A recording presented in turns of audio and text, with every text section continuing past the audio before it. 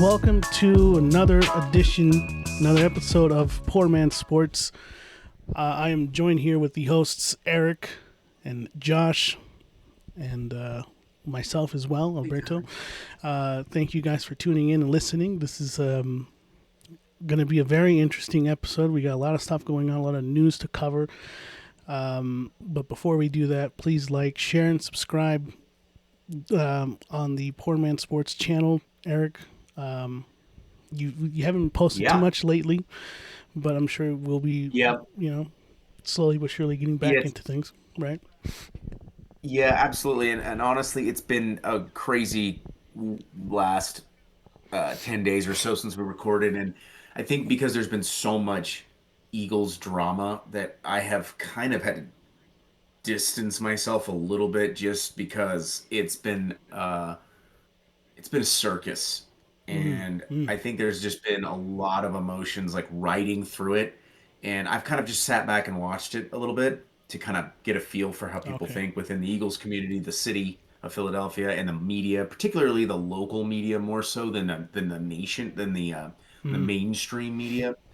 And so, as somebody that's very dug into being an Eagles fan, I love the Eagles lifelong. It can be exhausting at times, very exhausting during the season, during the off season, and I just needed to kind of like Take a break. step away from it from afar and just let it kind of play out because so many things have happened. So that's why it's been kind of quiet. If you're anybody that's been hanging in, I don't know how you can do that. What's that? What was that, Josh? What? I don't know how you can do that, guys. Did you get castrated before we recorded? What happened? I don't know what the fuck that is. What's going on? I'm just trying something different, guys. I hate the sound of my own voice. Oh, definitely don't sound like Michael Jackson, Josh. That's not. It up a little bit. We're not trying to get MJ man in the mirror over there. Yeah. So. Make that change, right? And you can also check us out on Show Us Your Basement as well.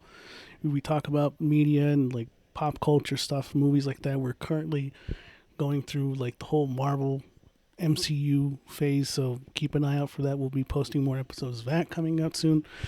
So let's get into it. There's been a lot going on with both teams and their organizations. We're gonna just kick it off with the Eagles. Eric, I'm sure you're chomping at the bit to finally be able to talk about this on the podcast. What has been going on? What are the updates? What's been happening with the Eagles?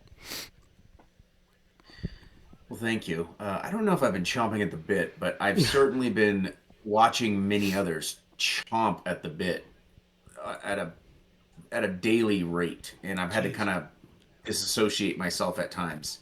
But obviously, if you're following the Eagles, you already know in the last couple of weeks have been very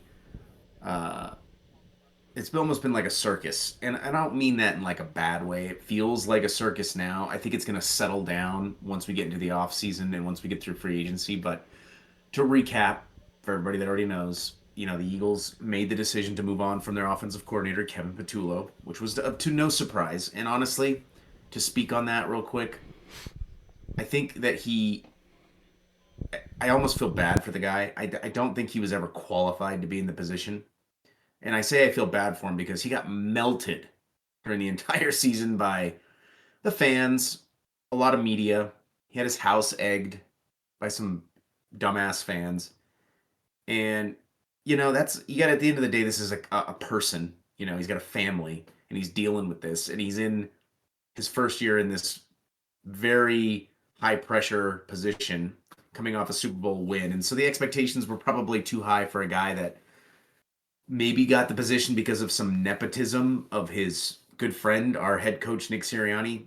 Whatever. It was a predictable thing to happen. Regardless if you feel he should have stayed or gone, it was predictable that it happened. So, and what transpired afterwards was what felt like an eternity to find a replacement. The Eagles obviously interviewed upwards of 8-9 candidates. I think the reality is people were hoping to hear a name like Mike McDaniel, who was the Dolphins head coach, who was fired from the Dolphins.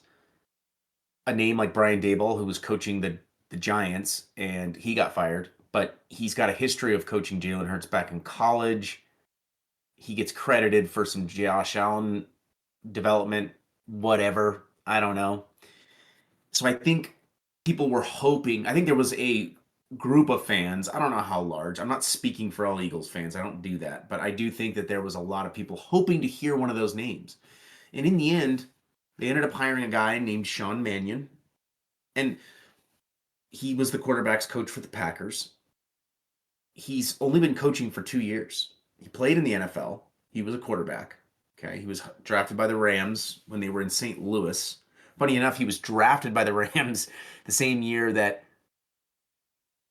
Chip Kelly traded Nick Foles to the Rams in exchange for Sam Bradford. Weird, right? They drafted Sean Mannion that same year, so he played with Nick Foles.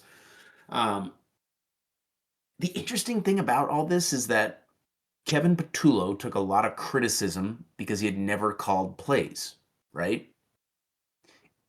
And the organization hired a guy in Sean Mannion who's never called plays.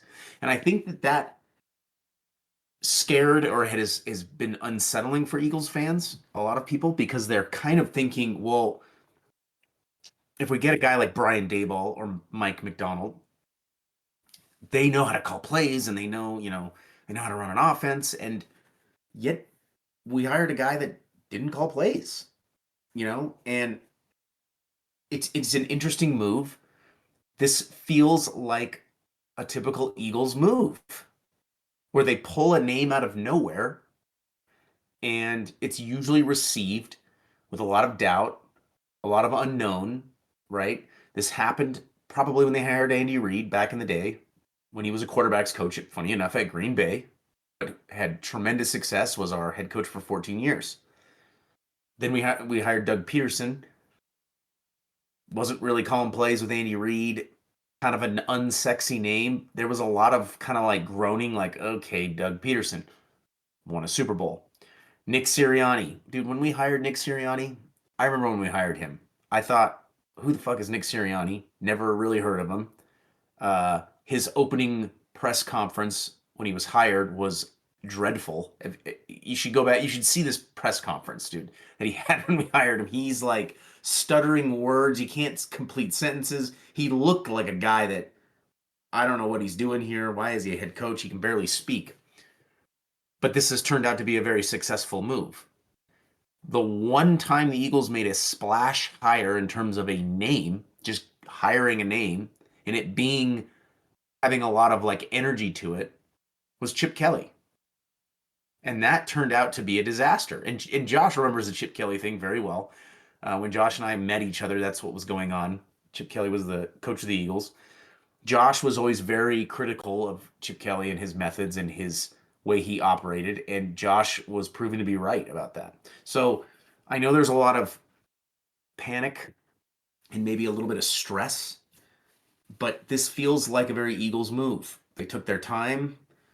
Yeah, I know that people think like, well, he wasn't their number one guy. No, he probably wasn't. All right, but this is something that they do. They pull a guy out of thin air, and I think it just needs to play out. And I think that the organization does things for a reason. Um, I think the difference between him and Patullo is that Sean Mannion played in the league, so he understands the position. He understands like what it is to execute plays, right? So he has familiarity with how plays work, is what I kind of comes down to.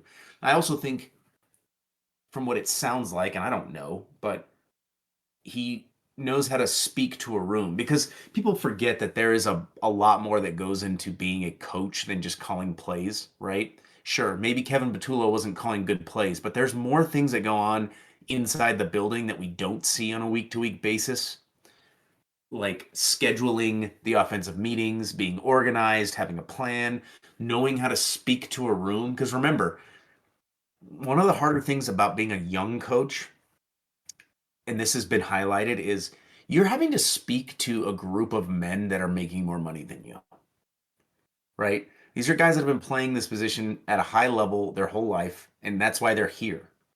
So you're going to walk into a room with Jalen Hurts, Saquon Barkley, A.J. Brown, Devontae Smith, and so on and so forth. And you have to be able to get them to believe in you, right? And to believe in what your plan is, what your vision is. And I think I'm guessing that Kevin Patullo didn't have that. I bet that was more of a factor with his ability to speak to the room. I'm just guessing. I'm shooting from the hip on this, right? Um, and it's going to be interesting to see if Sean Mannion can do that. And I think I've got this feeling that the organization is wanting to bring in a guy that was a quarterback to really work with our quarterback and say, hey, we've leaned into your strengths for 5 years, 6 years now.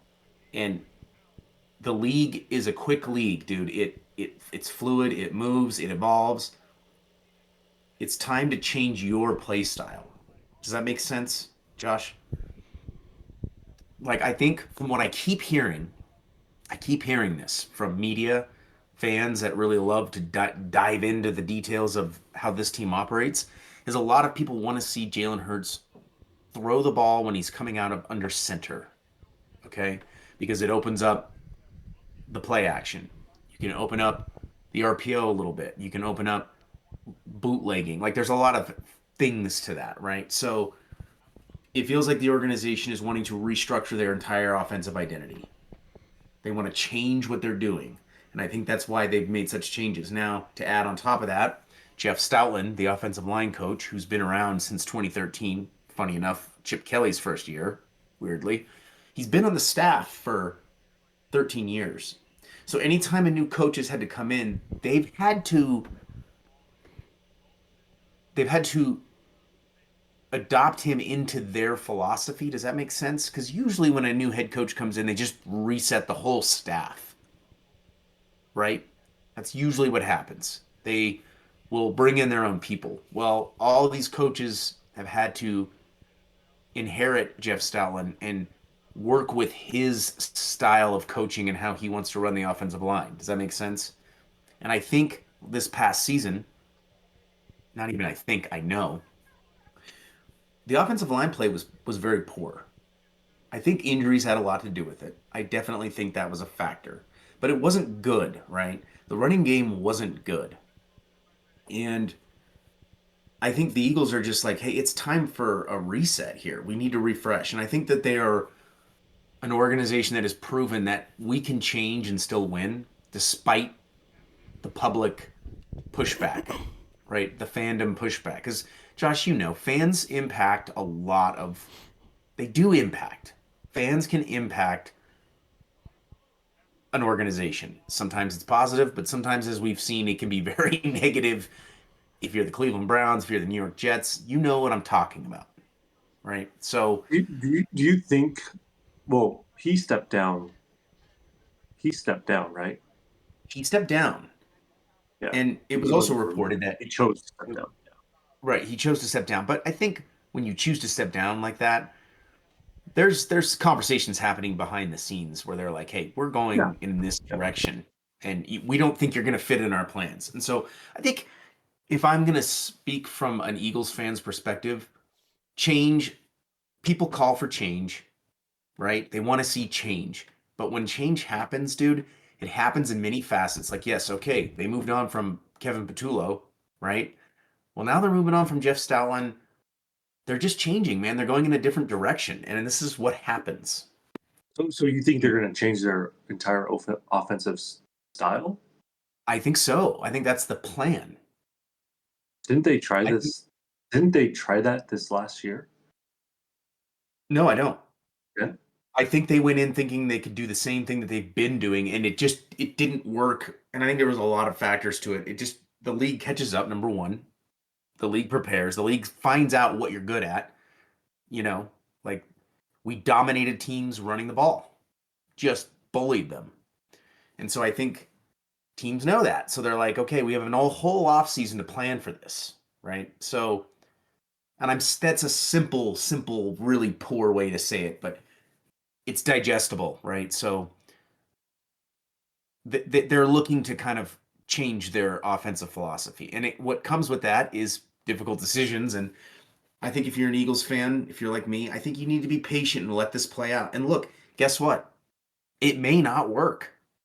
And I think that the Eagles are preparing for that. I think you're seeing slow changes is what they're doing. This is kind of like a soft reset. And so, Could I interject here, Eric? yeah, Look, when we, from what I've been, doing this podcast with you guys, it seems like every time there's always like fingers to, trying to blame why hmm certainly like the Eagles didn't advance, what's going on, who are we shifting the blame to? If the if the offense doesn't improve under Mannion, is it Sirianni, is it Mannion, or is it Hurts? Who is it going to be this time around? Do you think? I think if this, I love this question, and I'm just going to say it. If this doesn't work, you're going to see a much more drastic reset. Mm, And I believe it will be both coach and quarterback. I think it will be wow. both of them. I do think they like Sean Mannion. And something tells me deep inside that they may see this guy as like a suitor to be a head coach. I know that sounds crazy, but I think it's possible. I'm not saying it will happen, but I do think it's possible, and I think they're kind of preparing themselves for that. Now, you might ask yourself like, well, if they fail next year, why would they possibly think Sean Mannion would be the guy? Well, I think it's going to be more of a Nick problem and how he's running the team as the head coach and his expectations and how he handles it. What And do I you? think that that could lead to a big decision. So to answer that, Alberto, Yeah. I'm telling, if you're an Eagles fan out there, I'm telling you, if this doesn't work, we're likely going to see a new head coach, and it's possible we could see a new quarterback. Wow. I'm not saying I want that to happen. I'm not hoping for that. Yeah. Obviously, I Yeah. want to see success. I love Jalen Hurts. I love Nick Sirianni. The guy's done nothing but win. I think Nick Sirianni's like 57-24 Mm, and two Super Bowl appearances and a win, and he's never missed the playoffs. It's the best start in Eagles franchise history. It's even better than Andy Reid. So it's not like I want to see it fail. You got to be careful what you wish for. right. What? So What? I think a lot of fans are worrisome of Nick Sirianni. I think the finger pointing right now is seems to be heavily pointed at Nick at the moment. And what does Mannion have to do this next upcoming year to prove that they made the right decision? I think we need to see a more effective pass game from Jalen Hurts. And I think it starts with this idea, right, that we need to be playing under center more. And I'm not an expert at this, but that seems to be the general kind of like the narrative that they're like, this is it. It's got to be, we got to see more of this play style from our offense and see the quarterback execute it. That's what I Mm, think. mm. That is what I'm gathering. Josh, you seem to disagree. I think if for first off, um, it's all business at the end of the day. They're when you're in a position like being a head coach, offensive coordinator, you're expendable, right? At the end of the day, right? And going back to bringing in Nick as the head coach from Chip Kelly, I think that was a smart move because Chip Kelly brought a lot to the table. He was extremely um, it was a lot of hype. I know I've talked A about lot, this a lot, and I say a it, lot of hype. but there was a lot of excitement that he was bringing to the table, and I think unfortunately, when you bring in something with high expectations like that, um, there's egos that go into play, right? Higher expectation, drama. You get the baggage that comes along with it. I think it's fair to say that's one of the reasons why Chip Kelly didn't. He was cut. He was released. Is it fair to say that, Eric? He was fired. You could just say Yeah. fired. He Yeah, was fired. they straight up fired him because he was a mess when it was all said and done.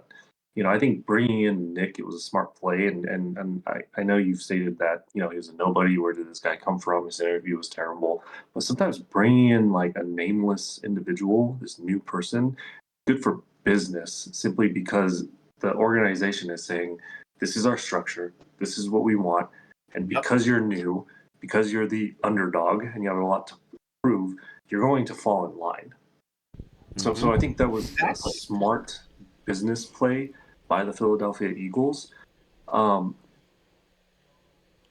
that's the business side that we fans really fail to see and really understand. Absolutely.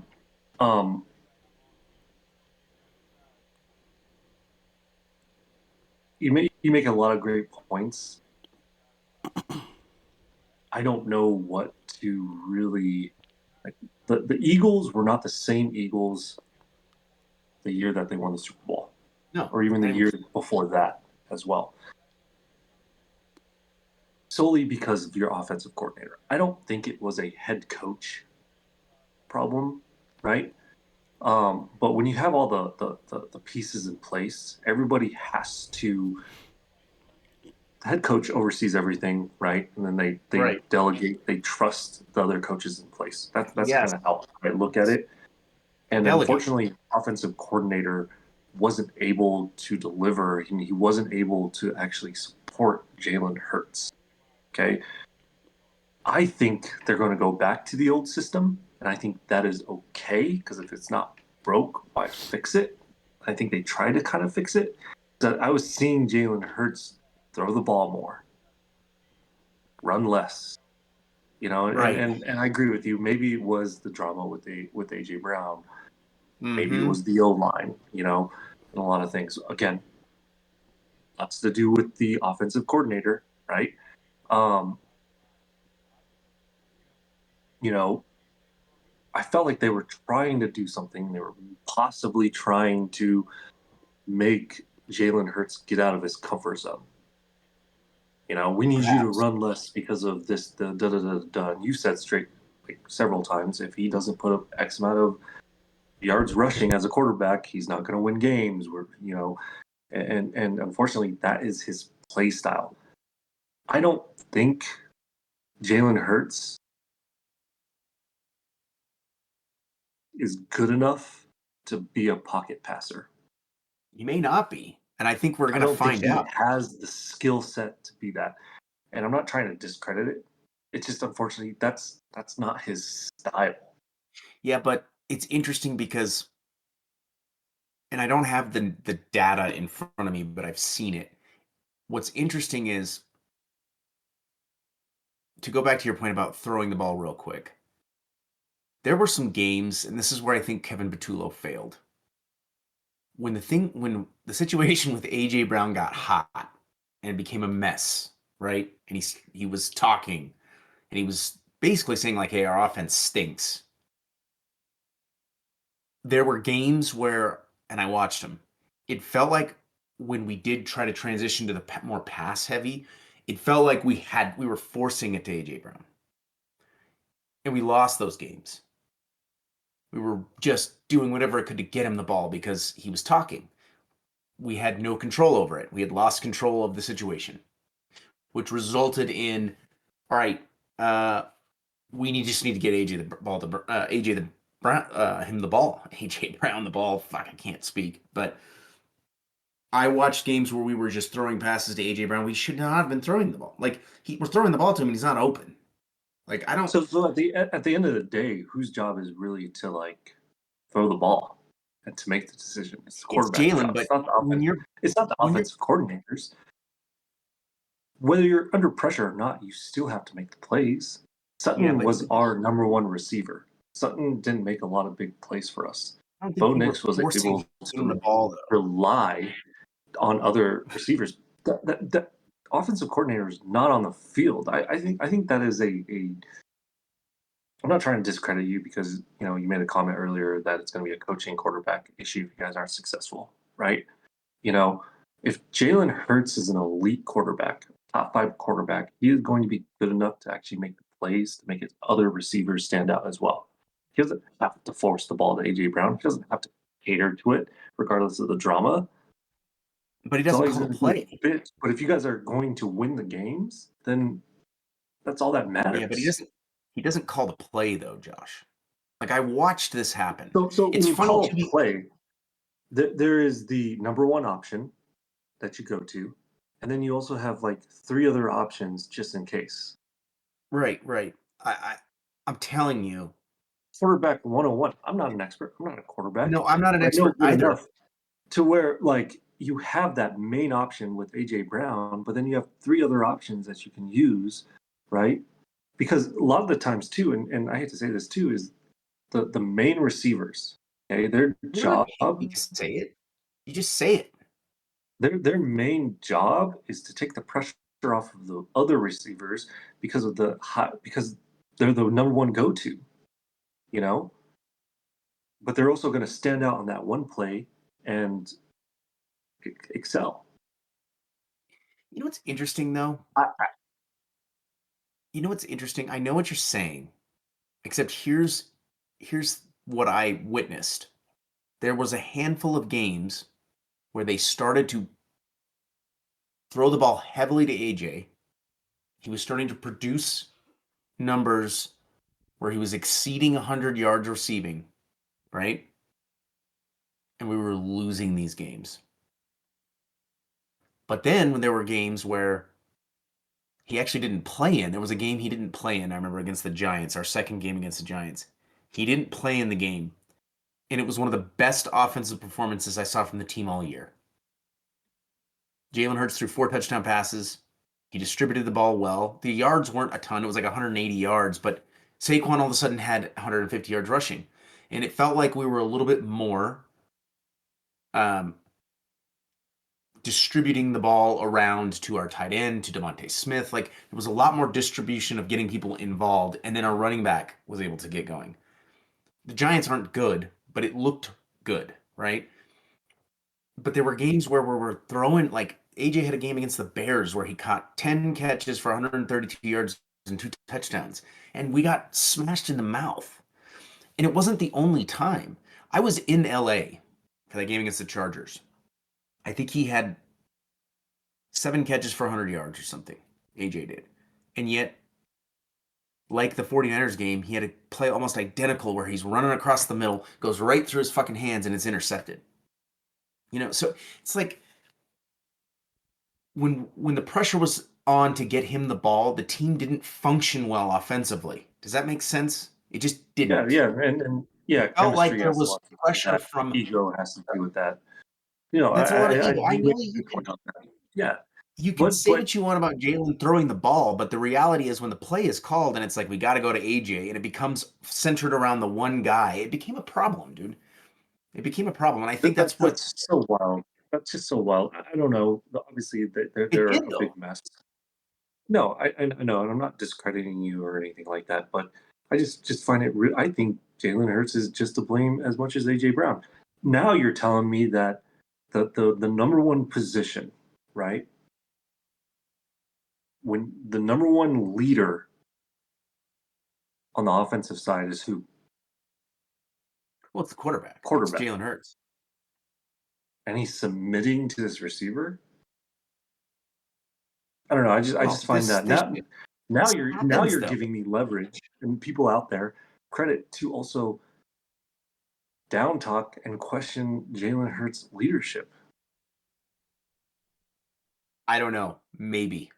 All I know is, to your point, you said it earlier about when you're talking about bringing in like an unknown name, an unknown coach. You're coming into it like, hey, you're coming to our organization. We're starting fresh. We're gonna do things like our way, right?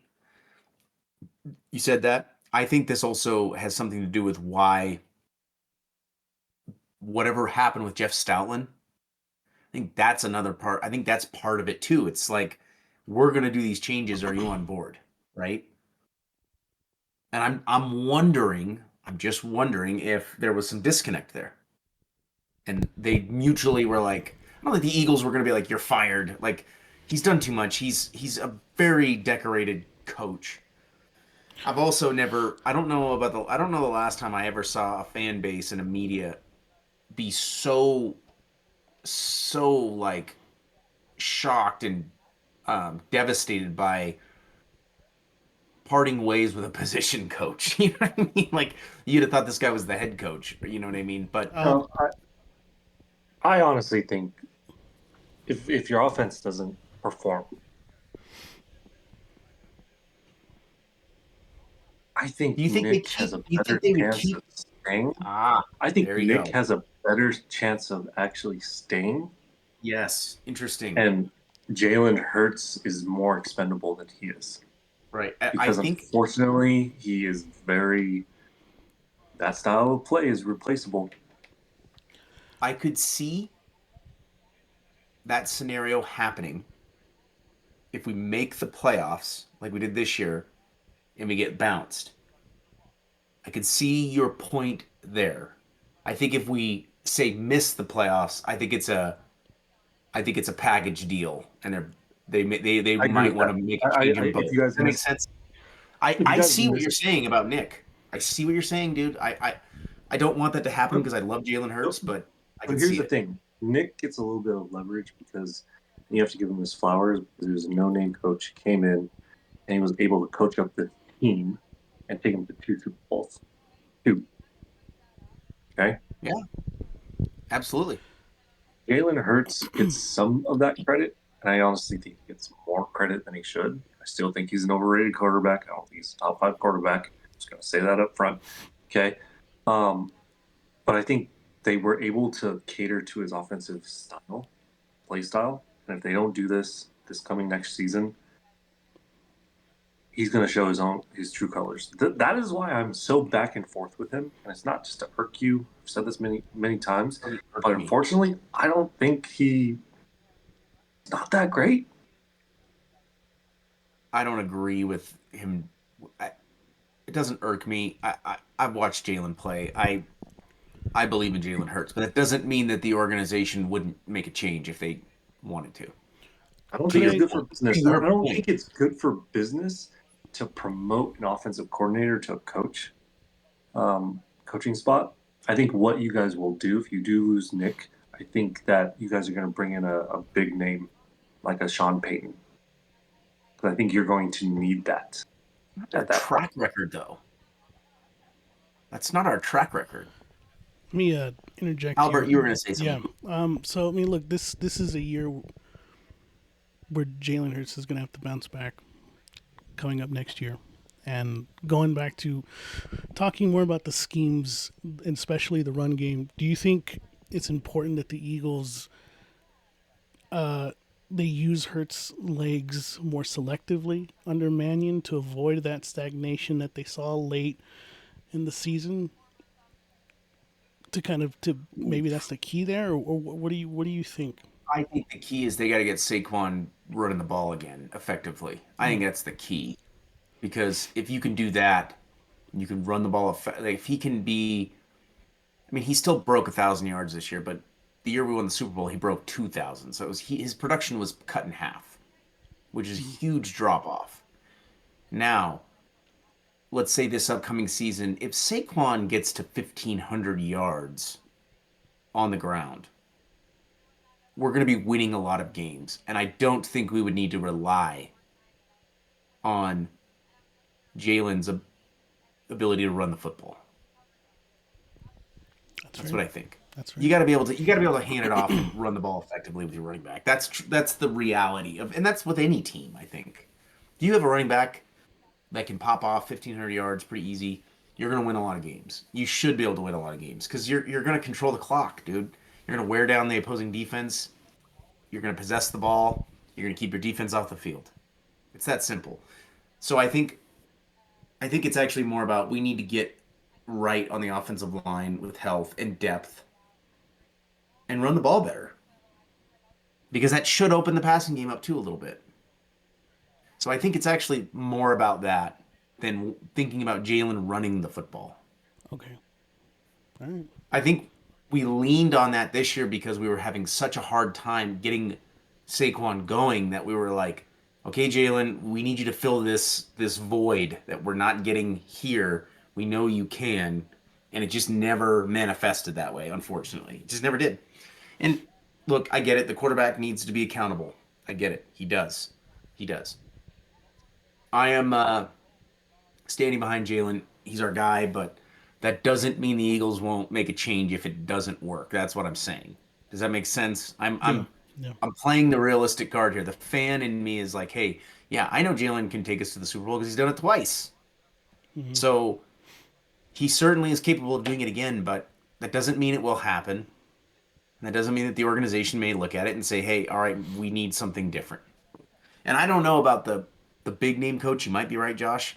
I don't think so. I think they will if they did change the whole if they changed everything, I think they're going to go after that guy Declan Doyle, someone like that, who's the offensive coordinator for the Bears, who they interviewed for the position, but he's staying in Chicago, which is understandable. It's like, dude, you've been an OC 1 year, like stay another year.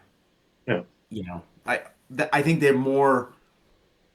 I think it's more likely they'll go after a up and comer, and that's why they did so many interviews. I think they're trying to figure out what's out there. They've interviewed a lot of people, so if it does come to that, they're going to remember those interviews and know. All right. Well, Or Sean Mannion. I don't know. Who knows? well, I It's guess. always something in Philadelphia. I tell you, We'll it's see. always something. And then on the other side of the other side of the coin, let's talk about the Broncos. Josh, walk us through what has been happening since we last recorded. What's been new with the Broncos? Yeah, I think we've made some key cuts, key fires. Sean Payton was heavily involved in this, which I actually do appreciate. Um, he got rid of our offensive coordinator, Joe Lombardi, which was huge. Um, he cut our wide receiver coach as well. This one, I'm kind of back and forth, and I'm okay with it. Ultimately, with our defensive back coach being cut as well. And the biggest issue, when you watch these Bronco games, was really our offensive game. Very inconsistent. We were a fourth quarter team. We were carried by our defense. Again, which is kind of interesting with our defensive back coach getting fired. Um, but we had no run game. Our wide receivers were never on the same page with our quarterback. Okay, there was that disconnect. Um, and I think this is going to be better. And I trust what Sean Payton is doing, and he's been very heavily involved in who he's hiring, who he's bringing in. It shows that the organization obviously trusts him. He's done a lot of big things for the Broncos in the least amount of time that he's been with us, drafting Bo Nix, things like that. Um, Vance Joseph was the head coach for the Denver Broncos, and he was fired in 2018. Yes, I think it was right You know around there. who you know who brought that man back? John Payton? Sean Payton. Well, yeah, Vance Joseph's.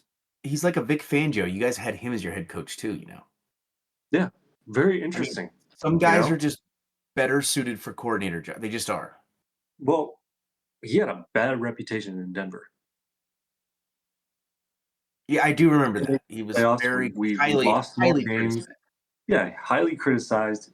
He was fired second year with us, mid-season. Okay, actually end of season, if I remember. Um, there was no trust in this man, and when Sean Payton brought him back, the media blew up. We questioned him. You know, this guy wasn't even a great coach, defensive coach for other teams. He played for like Cincinnati, coach for defensive coordinator for like Cincinnati, Arizona. Never been to the Super Bowl. You know, but Sean Payton saw something, and maybe it's just because he knew our play style, he knew our scheme, he played with he coached a lot of these players, right? And he can just focus in one area. Yeah. Defensive coordinators are not good head coaches. You and I have talked about this. So I do appreciate that aspect of things. Um, and we got a lot of figuring out to do as well because our number one receiver, you talk about AJ Brown, the drama, the bullshit, how he wasn't good for the um for the offensive side of things, right? Sutton, less drama, but was no different to AJ Brown, in my opinion. I Yeah, would it's say the very similar. last 5 games, including the 2 playoff games, Sutton was a no-show. Our best receiver was actually Franklin. Yeah, He it's wasn't not our good. number one option, Mims was also stood out more than him. Yeah. So I think I'm worried that with the new offensive coordinator, um, they're probably going to keep Sutton. They're probably going to cater to him, get him on the same page, whatever it is that they're going to do behind the scenes. They're going to trust him. But when you're an elite receiver, a number one go-to, and you're dropping passes, I don't think that's a offensive coordinator issue. No. I think that's a receiver talent issue. Yeah. Sutton has a reputation for making big plays when needed, but then crucial plays when the game's on the line, get that first down when you're open and you drop the pass. That is a Sutton. That is a Sutton problem. I think he's extremely overrated as well. I think he's going to get traded. I wouldn't be surprised in the next few months if he gets traded. Okay. You thought they were going to bring him back, though, just now. Say again. You just said that because they're making a change at the offensive coordinator that you think they're going to I wouldn't keep be him. surprised. I wouldn't Oh, be you wouldn't be surprised. okay. I'm like both ways. Now you're saying that they're going to trade him.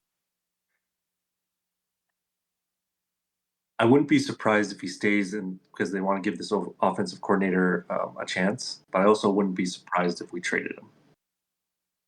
I think it's really up in the air. Does that make sense? Did that confuse you? Did I lose No, you? I mean, do you think he's going to stay or do you think he's going to get traded? Honestly, if I had my way, I would trade him. He'd be gone. Okay, Well, I think he's one of the issues on top of when did you our sign him? offensive coordinator that we should. Right? Say again. You gave him an extension, didn't you, at some point? We did, I believe, last year. Yeah, beginning of That's this going to year. be hard to trade. Right. I'm not saying you can't, but Josh, that's hard. That's your challenge with AJ is you we'll trade do an him. even swap. We'll take AJ Brown. You can have Sutton. I don't know. talking about the roster, Josh, do you think that Denver should re-sign J.K.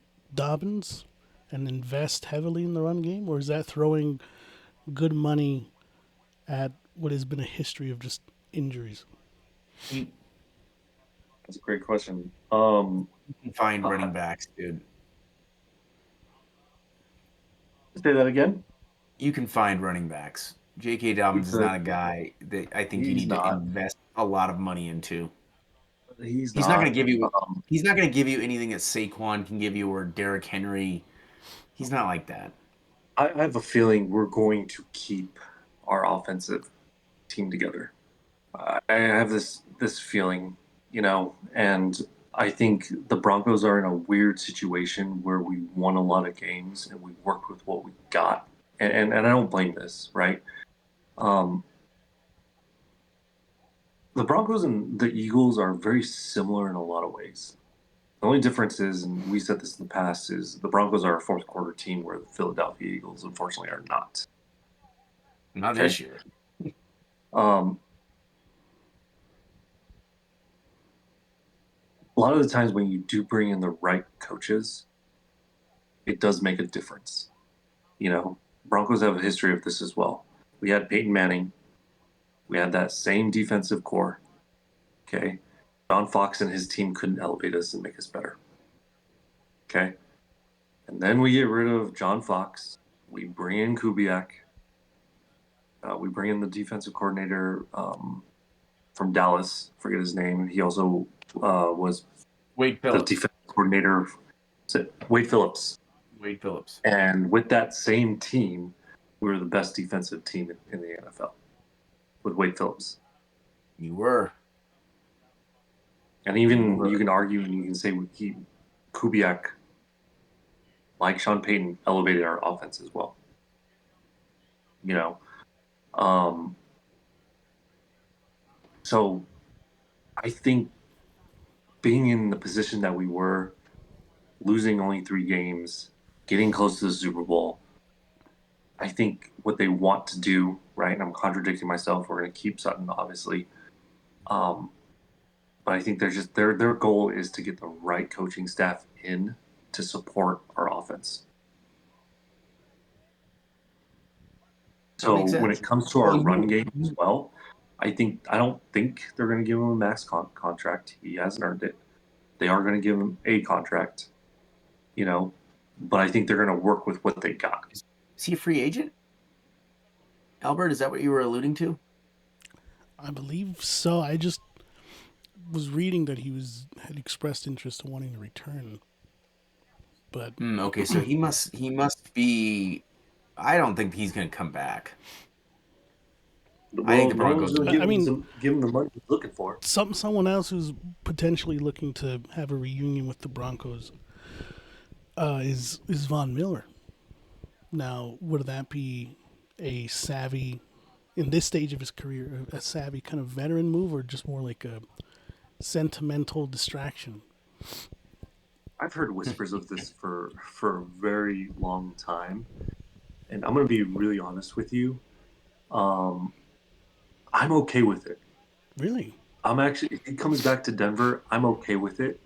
Um, he loves Denver. He loves the fan. I think he wants to retire as a Bronco. Do I think? Obviously, he doesn't have the same speed, the strength, athleticism that he did, being that the age that he's in. Um, but do I think he can bring that level of veteran leadership to elevate Yeah, our defense? absolutely. Sure, Absolutely, absolutely. right? Mm-hmm. Now, obviously, we're not going to give him like a big deal or sign him. Obviously not, right? Um, but I'm good with that. I'm good with that. And I think that's going to elevate our defense. Our defense, I was talking to Eric about this earlier as well, was not perfect, and this is why I'm okay with the change in the cornerback coach position. Um, you know, Riley Moss led the NFL in penalties, Astonishing. How many penalties and he's got? I think it was more of a talent issue. I can argue that. Okay, he's the most hated defensive player in the Denver Broncos. Everybody talks about him. We need to get rid of him. They continue to start him. They see value in him. Obviously, to the point where they kept him in and he led the NFL in penalties. Um, but maybe that's also a coaching opportunity as well. I think it also speaks to the depth that you didn't have as well. Because if the guy behind Possibly. him was better, they'd have played him. It's that simple. If the guy No, behind him no, was no, better, they'd have played him. absolutely. You didn't have the depth. Absolutely. I don't think you The could way I have. look at things, and I've always looked at this not from just an NFL football perspective, but basketball as well, is that player that causes fouls often is simply because they get beat more times than they should, and they don't know what else to do but then to cause the penalty. And that's how I kind It of gets in look your at head. Moss. You Gets in your know, head. yeah, that's how I look at Moss. And maybe he just needs that mentorship. You know, maybe, and obviously he wasn't a cornerback, but bringing in a Von Miller, to your point, Alberto, um, he can work with him in some way in that mental aspect of things. Eric, I got a question for you. So I have been seeing this a little bit on social media. I think it was shortly after the Broncos' last game. I don't know how true this all is. Maybe you can add some validity to it, but is the reported Peyton Nick's kind of friction? Is there some friction there going on, or is that just noise that we should just kind of ignore? You're asking me or you're asking Josh? I'm asking you, Eric.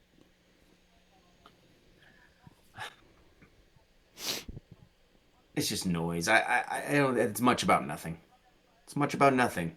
I think this is a coach that has very high expectations for his quarterback. He wants it done a certain way, and I think what you maybe see on the sidelines with some of the interactions that they have is I think it's misinterpreted by fans. I think fans just see like an argument and they are quick to assume that it's bad when really this is this extremely intense game that comes down to a lot of details. And Sean Payton is not the most approachable guy when it comes to how he feels things need to be done. Like he does not like to be questioned about his methods. I mean, he's not the nicest guy in his press conferences. Like he will take shots at journalists, beat writers that are asking him questions. He'll almost get irritated and annoyed when they ask him, and he'll give them kind of a shitty response. That's just who he is. I think it's much about nothing.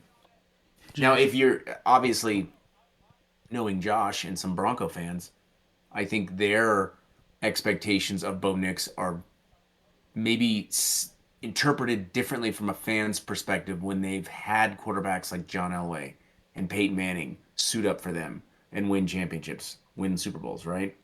So I think it's a little different. I think the interpretation of the fans and what's really going on is very, very different. I think it's much about nothing.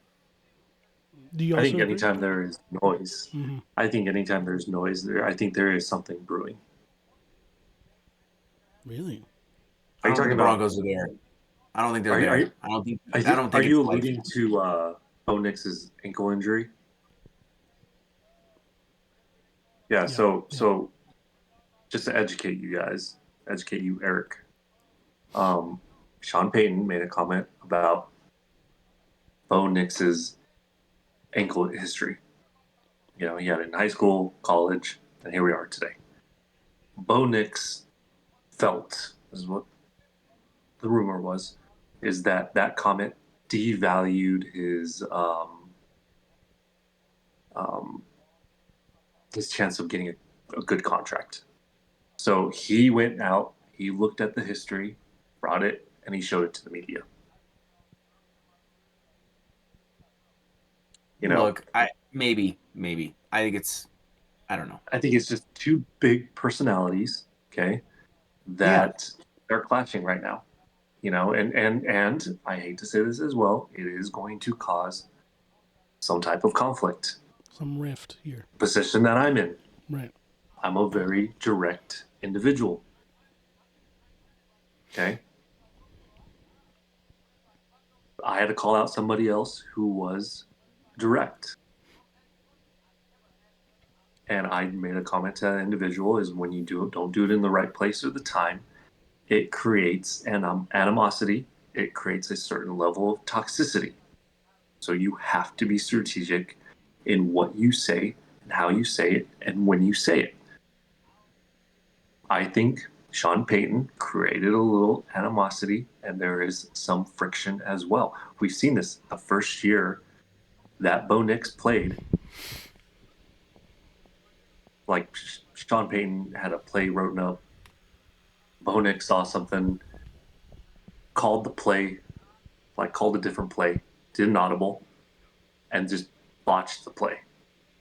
You know, and then there was some confrontation between Sean Payton and Bo That's Nix on just the sideline. blatant neglect on Bo Nix's behalf. Like, yeah, your coach is gonna eat your Absolutely, ass for I that. don't I don't disagree. I don't That's what I'm necessarily getting think at. that means You know, there's been a fire lit and we're thinking about a dysfunction. I don't I think that's just like, hey, I called this play, why didn't you run it? Like I think that's just expectation. I don't know if that means that there's like this internal friction that's gonna result in yeah. I don't think the But Broncos are there. I think they have a good enough relationship because Sean, there was no value in Bo Nix when he was drafted. When we drafted Bo Nix, I think we got an F. That was the grade that we got, right?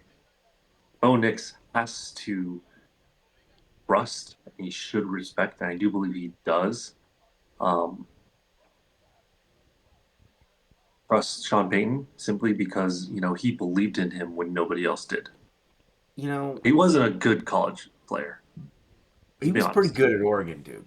He was Bo okay. Nix was He very was good at a, Oregon. he was No, not. I'm gonna pull it up right now. Listen, He um, wasn't. He should have never been drafted as high as he should have. You know I'm not this. I know saying this, that. I'm telling you, right? like, That's what I'm getting at. But Sean Payton trusted him and believed in him. Okay. But I think there is going to be that friction because they both have that similar personality. yeah, I think, it's funny because when Bo Nix broke his foot, the press conference with Sean Payton, he looked when he was announcing to everyone that Bo Nix had the injury and it was going to result at the end of his season. He looked like he just saw a ghost. And what that tells me is he Yeah. knew, shit, we're fucked. And guess Yeah. what? You were, because you should be playing this Sunday. But what you forget is he handled it very well. Before the word got out, before the drama, he immediately addressed it in the press conference. Yeah, I still think And to be he honest knew. with you, like a lot of those games that were won, yeah, you can give Bo Nix his flowers, but the And I, foundation of the offense of that team, the Denver Broncos, is really Sean Payton, okay, let not me Bo Nix. let me quickly say Not something yet. about Bo Nix, just to say this. Means nothing right now, but I want to say it because you said he was okay in college. You heard that, right, Alberto? Yeah. Okay, Okay. hold on. His last year at Oregon in 2023, his last year at Oregon, he completed 77% of his passes, 4,500 yards passing, 45 touchdown passes, 3 interceptions. I'd say that's pretty fucking good. And Pull that's up his entire probably, season. Pull up his entire career with Oregon. well, he was at Oregon, what, for 2 years? Man. So, Josh, do you I mean, think that that they was his. should? Well, Eric is looking this up. Do you think they should bank on Knicks long term, or should they gamble on a new quarterback if this next I think season fails? I Or think they should. yeah, I think they So should. the year is in 2022. Sorry, in 2022, he was 72% completion, 3,600 yards, 29 touchdowns, 7 interceptions. So the growth was there. That's what you have to see. Yeah. So Okay. he was not great at Auburn, but he really didn't get his opportunity until he got to Oregon. And when he got to Oregon, he was very, very, very good. He was excellent at Oregon. No, I think. Thank you for that, Eric. I appreciate you proving me wrong. It's not Um, about proving you wrong. I'm just saying, like, I no, as knew you when should. you I said that, I appreciate was like, that. I appreciate it that. was. I You don't get. underestimated it. But the facts are is he shouldn't have been drafted that early, and it was not a good call. Like it Well, was not a 45 low. touchdown passes It to was three not a low interceptions grade. Right. is going to get you in. That's going to warrant a team to Sure. draft you in the first round, Sure. without a doubt. Any quarterback playing at a high premier program like an Oregon, or if it's Ohio State, Yeah. Alabama, No. Georgia, they're going to get drafted with numbers like that in the first round, Here's the undoubtedly. thing, Alberto. You asked me if we should now invest more into Bo Nix moving forward. Should we franchise him? Yes, absolutely. You have to at this point because he does have a huge winning percentage from being a rookie. This hasn't been done since John Elway. Okay. Um, does he give doubt? Does he give frustration? Absolutely. But again, it could have been that offensive coordinator. Maybe they weren't working together because I can tell you that there was disconnect between the quarterback and the receiver. A lot of the times, our O line was inconsistent. Bo Nix had to force plays, and a lot of those times when he forced those plays, he was extremely successful. And because of his winning percentage so early in his career, you have to at this point. But I mean, You have to. with Bo Nix's like his history of, the ankle injury, do you think that they'd be like that the team is trying to fast track Nix before he's ready next year? Maybe that you don't think they'll probably blow up on like in their face?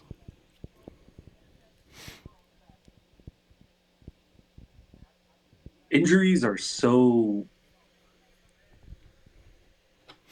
I don't know if I want to call it fast track, pressuring him into starting, is what you're saying, right? Kind of, yeah. That's Like what I was. bringing him Yeah. in prematurely. Mm. Technology is so amazing right now that recovery from any type, like Eric can say this as well. If you had an ACL tear, you were out for 2 years, 2 seasons. Yeah, I mean, it was a long. The recovery period was like, if you tore that ACL early in the season, you were likely not going to come back until probably a quarter away into the next season. Yeah. Now you tear an ACL, you're out half the season. Well, Okay. it's a full season, but you're going to come back the next season. Yeah, no, but Like, you're recovered half season. yeah, like, At this point yeah, you're just exercising, you know, that's Okay. how much better, like NBA players, they get an LCA, they're gone. 72 games. Now oh yeah. they're gone half the season. Hmm. Well, it's So also 82 games versus.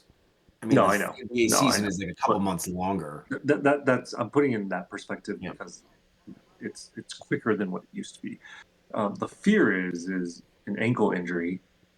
Dude, ankle pain lasts forever, unfortunately.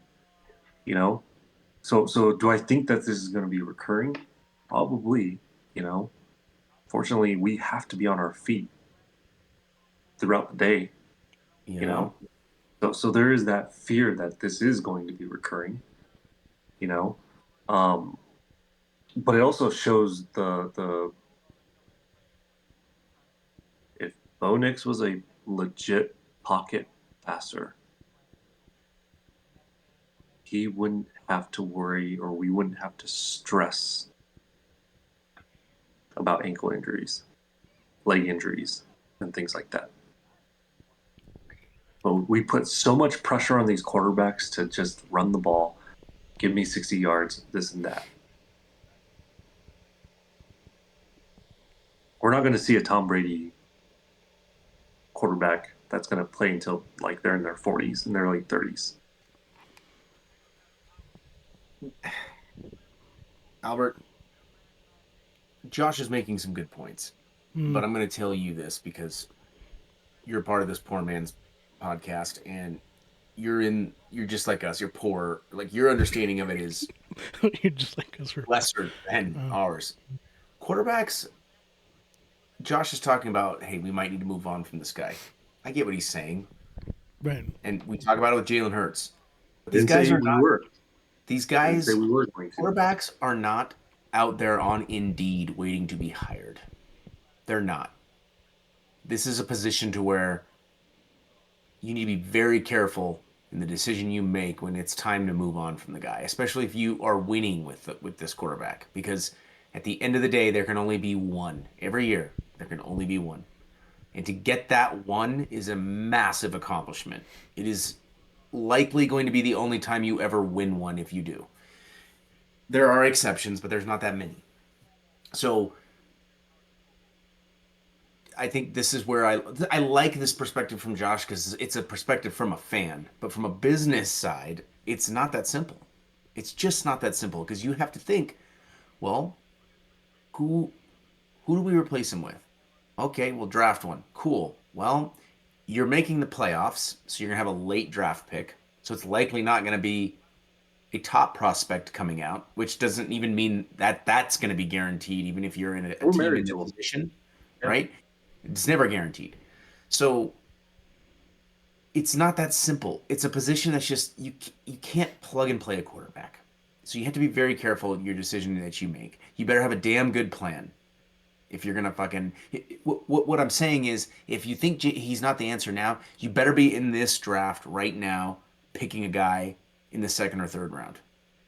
Because Jalen Hurts was a second round draft pick. The Eagles saw this with Carson Wentz. They said, "Uh oh, Guy gets hurt. I think his ego's been shattered. He's never really been the same since he got injured and Nick Foles won the Super Bowl for the Eagles. What are we going to do? Oh, we're going to take this guy in the second round. We don't know if he's going to work or not, but we know that we have to have a plan in place. And guess what happened? We moved on from Carson Wentz. We rolled the dice with Jalen Hurts, and it actually has been nothing but successful. Right. So, whatever you want to say about Jalen, say it. But the Eagles executed a plan, and it worked. The reality is that plan did work. So, these guys are, like I said, these are not guys you just pull up Indeed and you're like, oh, look, there's 50 of them. Let's click on this guy. Oh, let's look at it. It's not that simple. It's just not that simple. Uh, this one's for you, Eric. I mean, so Jarrett Stidham still on the roster and under contract. Is Denver ignoring a real backup problem here, or are they No, just counting on luck again? no, this is Jared Stidham's a backup quarterback. So okay, He's a backup quarterback. I think he's a formidable backup quarterback. Um, but he's a backup because I don't even think if Bo Nix would have played that game against the Patriots, we'd be talking about the Broncos and the Seahawks in the Super Bowl right now. Yeah, It's that simple Stidham. to me. It's that Stidham. simple. It's not an indictment on Stidham. It's not an indictment on No, him. He's not the guy. during that He's not the guy weather, for we a were reason. missing one thing, and that was Bo Nix mobile, being mobile. Stidham could not. He's not mobile. He's not quick. He doesn't have the legs, And it right? cost you. And it cost us, you know. And in all honesty, I think that 4th and 1 play that should have been a field goal. That was a Bo Nix play, That was a Bo Nix play. you know. First down. You get a touchdown on that drive. Yeah, we would have gotten a first. We could have gotten a touchdown. Absolutely, I don't disagree with you at all. You know, um, yeah, yeah. I It's the don't really way it want to talk is, about that. dude. I know you're Fuck like, that. oh, we'll never see another Tom Brady It's quarterback. I don't think that's true. I think we'll see. Like this league ooh, goes in cycles, dude. It's a league that goes in cycles. I do think though, and we've talked about this, when you look at the landscape of how the college game is designed, you just don't see it very often. So doesn't mean it can't happen. Doesn't mean you're not going to find a guy who played at Wyoming or played. That's literally what it comes down to. Is like these quarterbacks that kind of come out of nowhere. They seem to come from like a smaller school. I don't know. You know what I mean? Like it's interesting how guys translate from college to the NFL, and it's a shocking how the school it sometimes doesn't even matter. It doesn't even matter, right? So it's the way the game is. Like Josh is talking about Jalen Hurts and the running dynamic, and here we are talking about Bo Nix and the running dynamic and how it would have elevated the Broncos into the Super Bowl and put you in a position to probably win. damn. Okay, okay. Josh, the new OC for the Broncos, is Davis Webb, right? correct. How much experience does he have? I don't know. Let's look him up. Not a I'm lot. guilty. Yeah. A lot. Not a lot. This is kind of like Sean Mannion with the Eagles. So Very does that similar. benefit Bo Nix to have Webb, who has like a quarterback background, or is the lack of a proven play calling experience, is that like a red flag? I think Sean Payton he brings a lot to the table that he'll set this guy up for success. I think it's No way. fine. I think Okay. it's a fine move. He's a younger guy. I think he'll be able to speak to Bo Nix differently. I think this is what the kind of the Eagles were doing too. Like they're bringing in a guy, or in this case the Broncos are elevating him. They're not bringing him in; they're elevating him because he was already on the staff.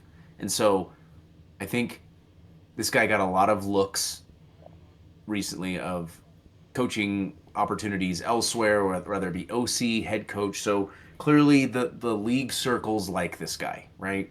So I think that Davis Webb, I don't know if he's going to be any good, but I think the Broncos see that this is a younger guy, different perspective, played the quarterback position.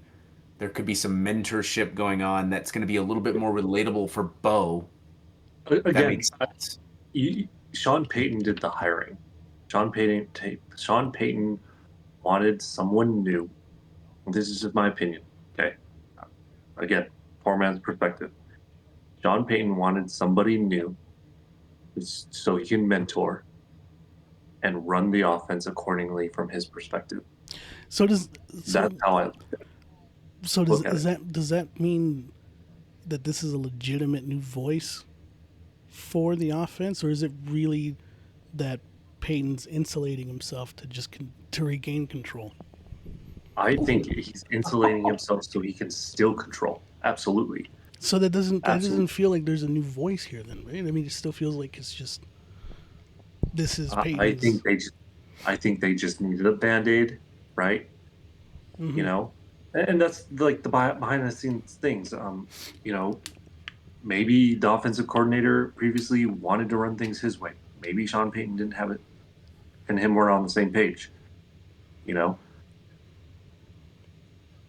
when Sean Payton was with the New Orleans Saints, did they ever talk about their offensive coordinator?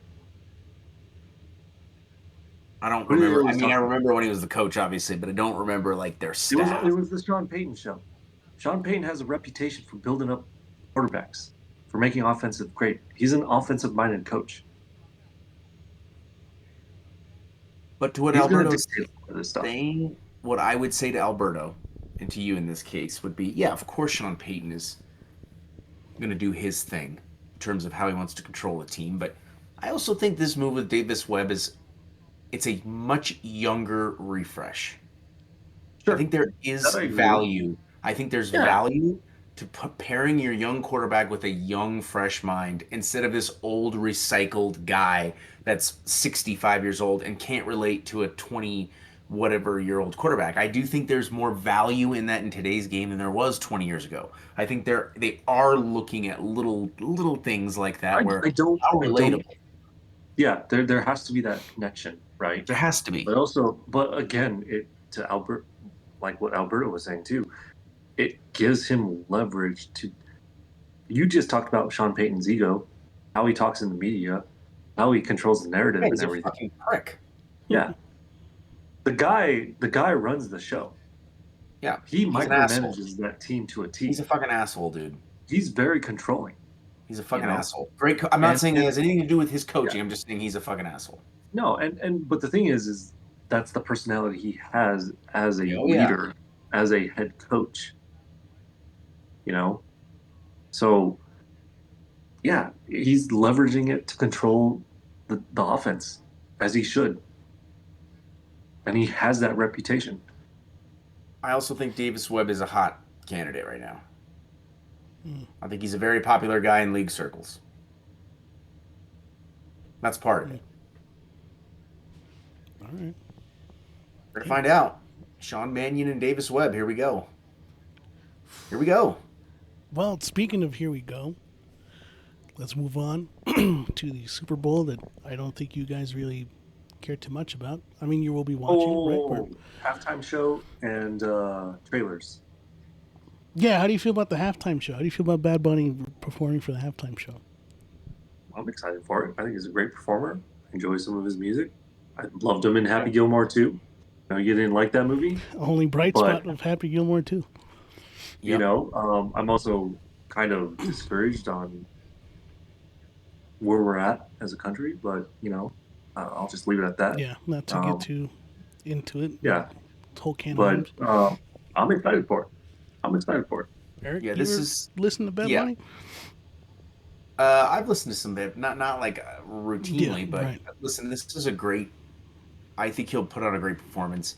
This is, he's a probably the second or third most popular artist in the world. I mean, this is Number like a one. huge power move for the Yeah, NFL. yeah, he's like the Oh, number hottest one, artist right now. Alberto says. Number He's one. Number number one. one then. So, So if you're the NFL, this is like, Yeah, you have to. right, yeah. what do you? Of course you're doing this. Like Hmm. they want to capture the world audience. Yeah, This is why you're seeing more international games.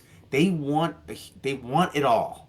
They yeah, want it all. yeah, And so what that means is Bad Bunny's going to perform at the fucking halftime yeah, show, yeah. and it makes sense to me. What doesn't make sense is that the Eagles is not playing the Super Bowl. Josh, It makes Yeah, that sense. doesn't Broncos make sense. Broncos isn't It, playing the Super Bowl. What we have it, here is the Patriots versus the Seahawks. Is this going to be a one-sided game? What are we looking at here? I think it's going to be low scoring. I think it's going to be boring as fuck. Yeah. I think it's going to be a defensive team game. Sadly, I'm still standing my ground. I think I'm like one of the few people to say this. Patriots are going to win the game. Mm. Patriots are going to take it.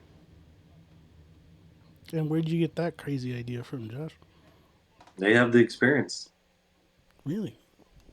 They have the You think experience. they'll hold it down? Neither Huh? team, neither version of these teams has it. The organization of the Patriots does, but not As this. a so by Not this experience, version. what I mean, their head coach has been there. And he has. You're right. He's As been a there. player, He knows what it takes to win. he's as a player. Second, they have the best offensive coordinator in the NFL. They do. Josh McDaniels. I hate this man. He shares my name. He Okay. does. Came to Denver and he turned us into a joke. He did. And he also brought Spygate to Denver and he got fired. Yeah. Went back to the Patriots, won another Super Bowl. I think he as won offensive like coordinator. 3. Yeah. Then he went to the Raiders Yeah, they were done with his ass. and then they fired him, I think in his first season. Yeah, like midway. Jesus. Not midway. around here, pal. See you later. And then he goes back to the Patriots and he wins more Super Bowls. It's This guy's been astonishing. winning Super Bowls as a freaking coach of some sort since 2001. Jeez. It's astonishing. There was a chance we could have won that game with Stidham. Oh yeah. And you know what you know what Josh McDaniel said? Yeah, just go 4 and out. Yeah, I know. Just give them the ball back. They can't do anything.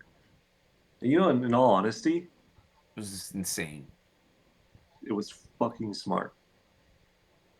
Yeah, you got to play in those conditions. You can't get cute. And here's the thing: any other offensive coordinator, any other coach, probably wouldn't have thought that. We got to get down the field. We need more points. He was like, "Nope, No, just give me we're the gonna ball back, lean into our defense and and the we got this." elements and win the game. Yeah, Yeah, and they did. that is experience to me. Yeah. So I'm assuming you're going for Seahawks. I'm not going for either. This game's horseshit. I'm telling you, dude. Like you got fucking Robert Kraft up here. Who do you think is Running- going to win? I didn't tell you who I was going for. I just told you who I assume is going to win. It's going to be the Patriots. Who is going to win? Yeah, This whole game's gross. Hold on, I'll tell you. This whole game's gross because Robert Kraft's over here. You know, what is he trafficking women through massage parlors? This sick fuck. Jesus. What a piece of shit. Jesus. Fuck this guy. All right. It makes me sick. And then this guy might just get a 7th Super Bowl. You know, and it makes me fucking sick. And I don't like the fucking Seahawks either because it makes me even more sick to think they might have 2 Super Bowls in matches. That grosses me out. So this is a lose-lose either way for me. I have an odd feeling that the Patriots might just win because a lot of people are not picking them. And they are very good on defense. And to your point, they have Josh McDaniels, but they are going up against a very good Seahawks defense. So I do agree with you. I think it's going to be a lower scoring game, right? Which means it's going to come down to the quarterbacks, right? I think if it's low scoring. I just feel like Drake May, even though he's a younger quarterback, I think he can make more plays than Sam Darnold. I know Sam Darnold has been great for the Seahawks this year. He has. His story is good for him because he was a first-round draft pick back in 2018 with Josh Allen. He's now on his 4th or 5th team. He's been kind of a journeyman, rode off, so he's finally gotten into a good situation, and he's played well. But I feel like there's something about him until he proves me wrong. or us or whoever wrong, there's something about him just waiting for him to melt. You know what I mean? Like the pressure is gonna melt him, and I feel like Drake May is shown, despite them having kind of a soft schedule, they still won their games. You had to play the games you got to play. You got to play them. It's that simple, and they won them. They won enough. I think the Patriots are going to get away with this for some sick reason. They're going to be hoisting their seventh Lombardi, and Robert Kraft's going to fly him back down to his fucking massage parlor down there in I think Miami, and he's just going to be exploiting little kids, being a sick fuck, and it's all good because the Patriots get their seventh chip. You know what frustrates me about this? I'm gonna stir the pot a little bit. Okay, this is what pisses me off. Nobody cares about the Seattle Seahawks. Okay, there is no such thing as a Seattle Seahawk fan. Okay, Ooh. remember when they went to their first Super Bowl? Okay, with their running back Sean Alexander, and then they had Matt Hasselbeck. Matt Hasselbeck. Nobody cared. Nobody cared. I think they lost against Pittsburgh. Yeah, they lost Pittsburgh, to the Steelers. Ben right? Roethlisberger. Nobody fucking cared. Okay. Um, and then the Legion of Boom came out. Okay, they won their Super Bowl. Everyone had a Seattle Seahawks jersey. I Yeah. remember walking down the street in Denver.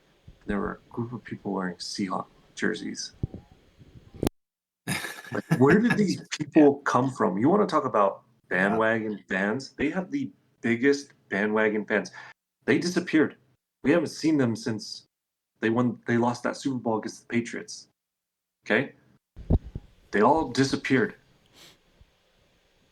They all got Thanos snapped as well. They all got Thanos stabbed. Right? And now they're Yeah, all coming out because they made it to the Super Bowl. yeah, because The Ant-Man came out of Patriots, nowhere. the Patriots, they had the greatest quarterback of all time. We got sick of seeing them in the Super Bowl. They disappear, and somehow they make it back to the Super Bowl. They do. It's so freaking disgusting, and I'm It's sick of it. gross. Fuck these two Sickening. teams. They're extremely. I'm sick of them. Sick of them. And if the Seahawks win, I guarantee you, you go walk where you live, Eric, downtown, wherever, you're going to see a bunch of Seahawks jerseys because I'm going to walk down the street. I'm going to see a bunch of Seahawks jerseys as well. Because, yeah, Iron Man snapped and brought them all back. Did. Damn. Thank you, Paul Rudd. For being stuck in the quantum zone or whatever the fuck that was. Yeah. Pulling shit out of your ass. What a fucking bullshit. What a bullshit Well, storyline. let's save Who the that for fuck a can show us think your of that? basement area. I feel like you're getting a little too heated. This is the wrong podcast for that. Since we don't give a fuck about the Super Bowl, then what's your favorite Super Bowl snack, Josh? What are you gonna be snacking on this Sunday? Wings, man. Wings. That's a perfect Mm. answer, Eric. I know you're a little more health conscious, I don't but snack. yeah, you're not snacking on this one. No snacks. I don't snack. Popcorn. Those blue corn chips. Yeah, maybe blue corn chips. There you go. In moderation. There you go. Well, shit. Let's all be ready and excited for the Bad Bunny show. I guess this Sunday. That's what really everyone's looking forward to. And the trailers. And the And the trailers. trailers. Looking forward to Avengers Doomsday. Whatever else they're going to be showing. So, but that doesn't mean that Poor Man's Sports stops. We're going to continue doing these episodes. We're going to continue to talk about what's going on with the NFL. Are we going to be recording an episode for the Super Bowl, like after the Super Bowl, or are we just moving on after we just? Good. We could record a post Super Bowl. We'll one. record and we'll rant. We'll rant. Ooh, poor man's rant. We'll rant about those bandwagon Seattle Seahawk fans, and then the Patriots that just can't die. They don't die. They don't die. They're not dead. They're never dead. What's your score, Josh?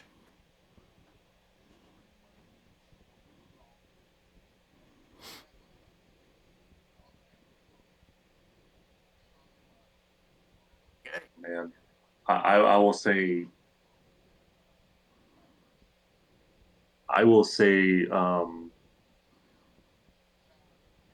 3. I think it's gonna win by a field goal. I think it's gonna be a field goal game. Damn. I don't think there's gonna be any touchdowns. I think it's gonna be. I'm gonna say it. 6-9, 69 Patriots. Hmm. I think it's weird. I was thinking of a similar score. I think it's gonna be low scoring, about a field goal, a weird score. But I was gonna go 19-16. I'm just gonna pick some weird number. 19 is a weird number to score in the NFL. So um, I just think it's gonna be a weird game. But I think the Patriots are gonna oddly. I think they're gonna You think they're squeak gonna it be in out. double digits? Yeah, I think 19-16 is possible. That's not a high scoring game. Nah, Yeah. I don't even think they get over 10. I don't know. I'm thinking probably 6-7, probably that. I don't know. We'll see. Ah. All right, that's gonna do it for Poor Man Sports tonight. Thank you for joining us. We really appreciate it. Comment down below. Tell us what you think. What's gonna happen at Super Bowl? What trailer are you looking forward to? We'll be back with another episode. This has been Poor Man Sports. Eric, just send us off on a high note. Eagles fans, if you're out there, I know a lot of you are frustrated. Don't blame you. You have every right to hold on to those feelings and feel the way you do, but let's just take a deep breath. Let's relax. Let it play out. Let's get through free agency. Let's not panic just yet, okay? Let's not panic. And I know that's not going to sway many, but there's nothing we can do about it. So just strap in and let's hope for the best. It's always been that way with this team, right? This is such an Eagles moves. This is the definition of what we do. So let's let it play out. Let's get excited. Yeah. It's exciting in a scary way for me. I was just waiting to And hear go you Birds. say, yeah, there you go. There you go. That's it. Go Birds.